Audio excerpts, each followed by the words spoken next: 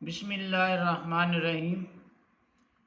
Dear students, السلام علیکم۔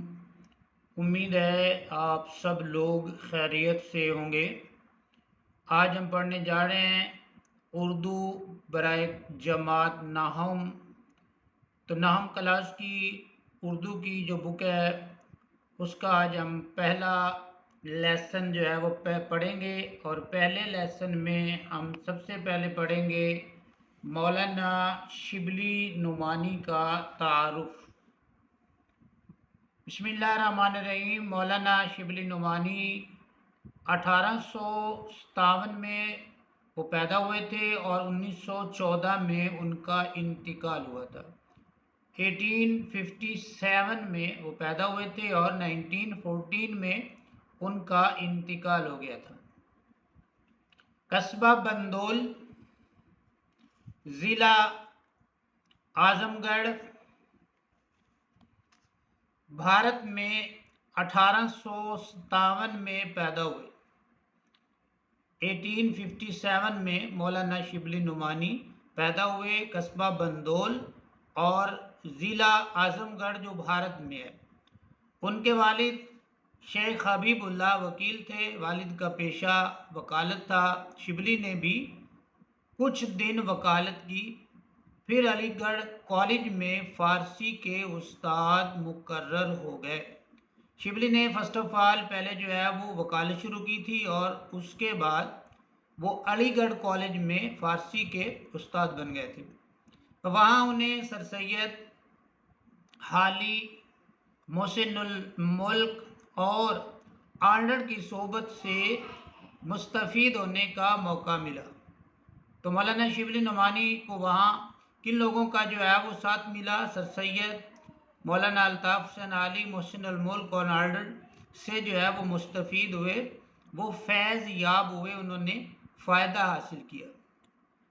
1892 میں 1892 میں آرنلڈ کے ساتھ شبلی نے مصر، شام، قسطنطنیہ اور دوسرے اسلامی ممالک کا سفر کیا۔ سر سید کی وفات 1898 کے بعد علی گڑھ کالج سے استعفیٰ دے کر اعظم گڑھ چلے گئے، پھر حیدرآباد دکن کے دائرۃ المعارف کی نظامت کا عہدہ سنبھالا۔ اس کے بعد مولانا شبلی نعمانی جو ہے وہ حیدرآباد میں جو ادارہ تھا جس کا نام تھا دائرۃ المعارف، اس کے وہ ناظم مقرر ہو گئے۔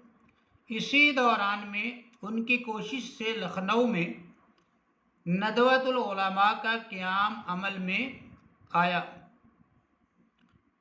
مولانا شبلی نعمانی نے ایک ادارہ قائم کیا جس کا نام تھا ندوۃ العلماء، اور وہ قائم ہوا تھا لکھنؤ میں۔ تو یہ تین طرح سے جو ہے اس کویشچن کو جو ہے شارٹ کویشچن بھی یہ بن سکتا ہے اور ایم سی کیوز کی صورت میں بھی آ سکتا ہے۔ ایک تو جو ہے لکھنؤ میں مولانا شبلی نعمانی نے کون سا ادارہ قائم کیا؟ ندوۃ العلماء۔ ندوۃ العلماء مولانا شبلی نعمانی نے کہاں قائم کیا تھا؟ لکھنؤ میں۔ یا لکھنؤ میں ایک ادارہ قائم ہوا تھا جس کا نام تھا ندوۃ العلماء، اس کو کس نے قائم کیا تھا؟ تو اس کا آنسر آئے گا مولانا شبلی نعمانی۔ عمر کے آخری حصے میں اعظم گڑھ میں انہوں نے ایک عظیم ادارہ دارالمصنفین قائم کیا جو آج بھی کام کر رہا ہے۔ عمر کے آخری حصے میں انہوں نے اعظم گڑھ میں ایک ادارہ قائم کیا تھا جس کا نام تھا دارالمصنفین، اور آج تک جو ہے اس نے اپنا کام جو ہے وہ جاری رکھے ہوئے ہے۔